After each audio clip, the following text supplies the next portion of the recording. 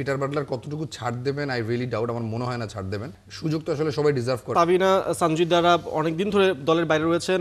এখানে সামনে যেহেতু বড় একটা অ্যাসাইনমেন্ট রয়েছে বাংলাদেশের, এখন কি নেগোসিয়েট করার সময় এসেছে কিনা পিটার বাটলারে? কারণ আমাদের শৃঙ্খলার ব্যাপারে আমরা জোর দিচ্ছি, বাট এই শৃঙ্খলা আমাদের লং টার্মে আসলে কতটুকু প্রভাব ফেলবে মাঠে আই ডোন্ট নো। অ্যাকচুয়ালি কেউই আসলে অনুমান করতে পারছে না, কারণ আপনার ঘরোয়া লিগ নেই। আপনি শৃঙ্খলা আনবেন যে সেটাতে একটা ইম্প্যাক্ট থাকতে হবে, যেটা প্রতিফলন ঘরোয়া লিগ হবে, সেই ঘরোয়া লিগ নেই।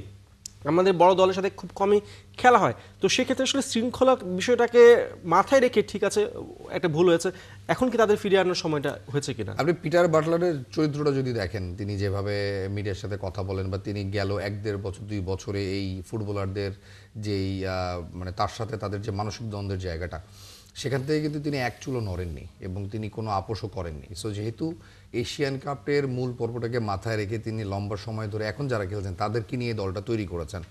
আপনি এখানে বসে যতই বলি না কেন যে কিছু প্লেয়ারদেরকে হয়তো সুযোগ দেওয়া যেতে পারে, বাংলাদেশের কনটেক্সটে বাংলাদেশ ভালো করবে, তারা বাইরে রয়েছেন দলের, আমার মনে হয় না পিটার বাটলার এখানে কোনো ছাড় দেবেন।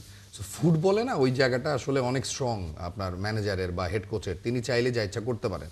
সো পিটার বাটলার যেহেতু বাকিদেরকে নিয়ে একটা লং টার্ম ধরে 1 বছরের উপর ধরে কাজ করছেন এবং লক্ষ্যটা যেহেতু এশিয়ান কাপ, আমি বলবো হ্যাঁ, সুযোগ তো আসলে সবাই ডিজার্ভ করে। আনফর্চুনেটলি আমাদের নারী ফুটবল লিগের মানটা ভালো না, রেগুলারও হচ্ছে না। সো সব কিছু মিলিয়ে পিটার বাটলার কতটুকু ছাড় দেবেন আই রিয়েলি ডাউট। আমার মনে হয় না ছাড় দেবেন, এবং তিনি যেহেতু বাকিদেরকে নিয়েই কাজ করছেন, আমার মনে হয় বাকিদেরকে নিয়ে এগিয়ে যাবেন এশিয়ান কাপে। সেটাই, সামনে ফিফা উইন্ডো আছে, সেখানে আমরা সবাই বলছে যাতে ইউরোপিয়ান দলগুলোর সাথে আরও খেলা বাড়ানো যায়। আমরাও দেখছি যে বাফে সেই জায়গাটা কতটা কাজে লাগাতে পারে।